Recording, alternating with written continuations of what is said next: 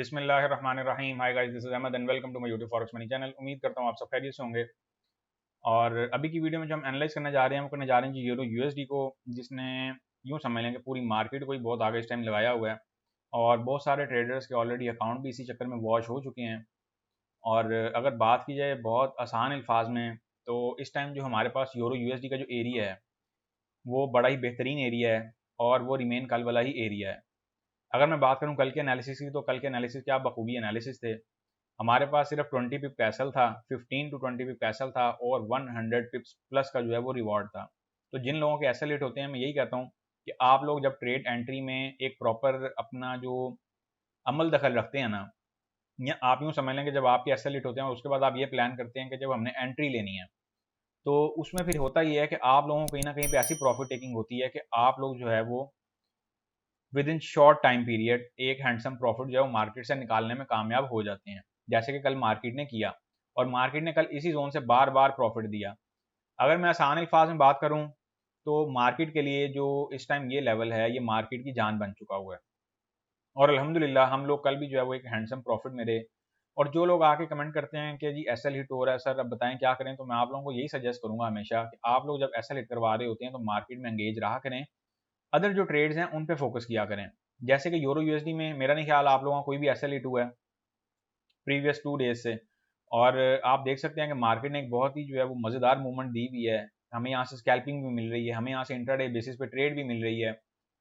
तो मकसद ये है बात करने का कि जब आप लोग एक स्ट्रेटजी को, एक स्ट्रक्चर को पकड़ लेते हैं ना, तो उसमें फिर आप लोगों के लिए प्रॉफिट टेकिंग करना बहुत आसान काम हो जाता है।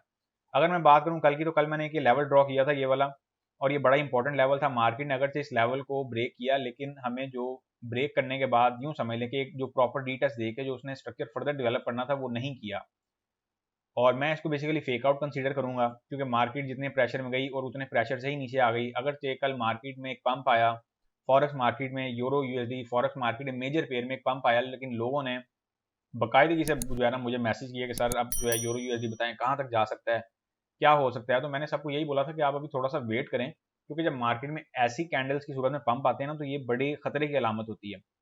और अगर मैं आप लोगों को एक आसान अल्फाजों में बात करूं, तो हम यूं समझ लें कि 1.0000 का जो लेवल है, जो कि हमारा ये सपोर्ट एरिया है, हम जब तक इससे ऊपर ऊपर है ना, तब तक सब मामला ठीक है। अगर ये लेवल ब्रेक होगा, और अगर मैं एक गहरी नज़र से देखूं, तो मार्केट एक इंडिकेशन कर चुकी हुई है कि मार्केट फर्दर ड्रॉप होगी। अब वो अभी होती है या बाद में होती है, ये मार्केट पे डिपेंड करता है। लेकिन मार्केट कुछ ऐसी जो है ना, वो आप यूं समझ लें कि इंडिकेशन जो है वो कर गई है कल। और इसके साथ साथ जो फेड ने इंटरेस्ट रेट बढ़ाना है, वो भी अब 0.75 बीपीएस से बढ़ के 1.00 बीपीएस तक चला गया है। आप लोग इस चीज़ को भी जहन में रख लें। और ये सब इन्फ्लेशन को कंट्रोल करने के लिए किया जा रहा है कि इन्फ्लेशन जो है उसको हम कंट्रोल कर रहे हैं कैसे भी करके। और जितने भी मार्केट में इस टाइम इंटरेस्ट रेट जो है बढ़ रहे हैं, ये सब इन्फ्लेशन को मद्देनजर रखते हुए ही बढ़ रहे हैं। तो आप लोगों को बताने का, समझाने का पर्पज़ यहाँ पे ये है कि कहीं पर भी मिसमैनेजमेंट से काम ना लें। अगर आपको पोजीशन नहीं समझ आ रही तो उसमें एंट्री ना लें। अगर पोजीशन समझ आ रही है तो उसमें ज़रूर जंप इन करें। जैसे कल हम यूरो यूएसडी में जंप इन हुए थे, और बखूबी क्या मैं कहता हूँ मज़ेदार एंट्री थी। अप साइड और डाउन साइड स्ट्रक्चर तो मैंने आप लोगों को ऑलरेडी यूरो यूएसडी का दे ही दिया हुआ है। मैं यहाँ पे इसका स्ट्रक्चर अगेन जो है वो ड्रॉ करने जा रहा हूँ, इसको नोट कर लें। हमारे पास स्ट्रक्चर रिमेन जो है वो कल वाला ही होगा, एसएल कम से कम और टीपी ज़्यादा से ज़्यादा। यही वो टाइम होता है जब आप मार्केट में नोट प्रिंट करते हैं। अब गौरतलब चीज़ ये है कि मार्केट ने इस जोन में एक अरसा जो है वो गुजार दिया। एक अरसे से मुराद ये है कि आप यूं समझ लें कई घंटों मार्केट जो है वो इसी जोन में ही प्ले कर रही है, और हमें बार बार इस जोन से ही ट्रेडिंग जो है वो दे रही है। तो बात करने का पर्पज ये है कि अगर अब आप मार्केट में एंटर होते हैं और आपका एसएल हिट हो जाता है, तो आप कहें सर ये तो आपका साल एसएल हिट हो गया, तो फिर अब मुझे बताएं कि इसमें मेरा फॉल्ट तो नहीं है, इसमें मार्केट का फॉल्ट तो नहीं है। इसमें बेसिकली फॉल्ट बनता है आपकी टाइमिंग का। और विदाउट एसएल तो कतन यहाँ से एंटर होने का ना सोचिएगा, क्योंकि अगर ये लेवल ब्रेक हुआ तो बहुत लंबी मूवमेंट मार्केट में आ सकती है। विदाउट एसएल अगर आप लोगों ने ट्रेड करनी है, तो आप प्रीमियम चैनल की तरफ रुझान करें। वहाँ पे एक प्रॉपर मनी मैनेजमेंट के साथ जो है वो ट्रेड चल रही होती है। अभी भी हमारी दो पोजीशंस चल रही हैं, एक में हमने जो है 11 पिप्स ऑलरेडी प्रॉफिट बुक कर लिया है, और बाकी की दो पोजीशंस को हम देखेंगे कि हम उनके साथ क्या जो है मामला रख पाते हैं। तो लिहाजा बात करने का बड़ा सिंपल सा पर्पज होता है कि आप लोग जो विदाउट एसएल है ना, वो इतने इतने दूर से आप लोगों ने अकाउंट फंसाए हुए हैं कि जब आप लोग मेरे पास आते हैं तो वो अकाउंट ये वो समझ लें कि निकलना जो है ना वो नामुमकिन वाली कंडीशन होती है। अब ऑफ कोर्स अगर आपने वन पॉइंट यूं समझ लें कि 1000 के लेवल से अगर आपने बाइंग की भी है तो इस टाइम आप लोग ऑलरेडी 1050 फ्लोटिंग तो बियर कर रहे हैं। तो अब ऐसे में एकदम तो नहीं ना मार्केट 1000 पे ऊपर चली जाएगी। मार्केट नीचे आते हुए मार्केट ने टाइम लिया, 300 पिप का ट्रेंड लिया, फिर 400 का लिया, फिर 300 का लिया और फिर मार्केट आई। तो ऐसे में भी यही होगा कि मार्केट जब ऊपर जाने का सोचेगी तो वो भी पहले 300 पिप ऊपर जाएगी, फिर उस ट्रेंड में ढलेगी, फिर उसको साइडवे में लेगी और इस तरह फर्दर अपने मामला रखते हुए ही आगे जाएगी।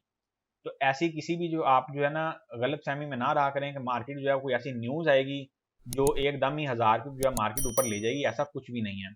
हम यहाँ एनालिसिस करने जा रहे हैं यूरो यूएसडी को, और euro USD H1 chart analysis हैं।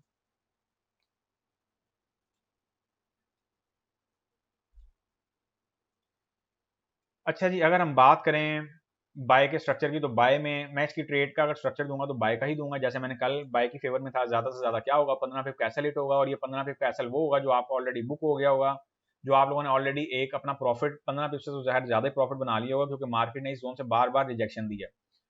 तो मकसद ये कहने का कि ऐसा नहीं हो सकता कि यहाँ से आप लोगों ने कुछ प्रॉफिट टेकिंग ना की हो। अगर आप लोग मार्केट से प्रॉफिट नहीं बुक कर पाए फिर भी, तो फिर मैं समझता हूँ कि आपके अंदर कोई ऐसी खामी है जिसको आपको दूर करना बहुत ज़रूरी है।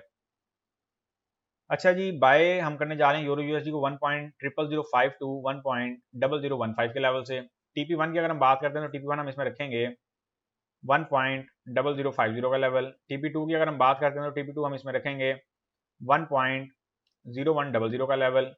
और TP3 की अगर हम बात करेंगे इसमें तो TP3 हम इसका रखेंगे 1.0140 का लेवल।